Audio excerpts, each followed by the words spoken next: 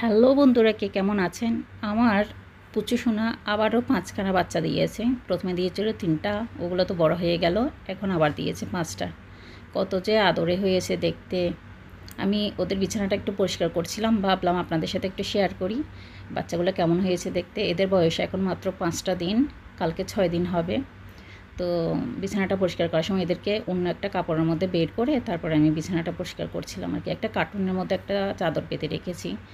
ওই যে ওদের মাও চলে এসছে দেখতে। আমি কেন এদেরকে নামিয়ে নিয়ে আসলাম এটা দেখার জন্য চলে এসছে।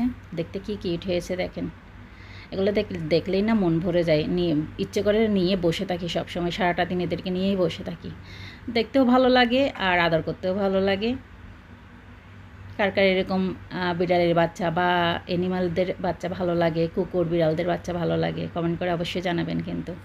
আমার তো ভীষণ ভালো লাগে। আমার তো এখন টোটাল 10খানা বাচ্চা হয়েছে বিড়াল, টোটাল 10টা বিড়াল হয়েছে।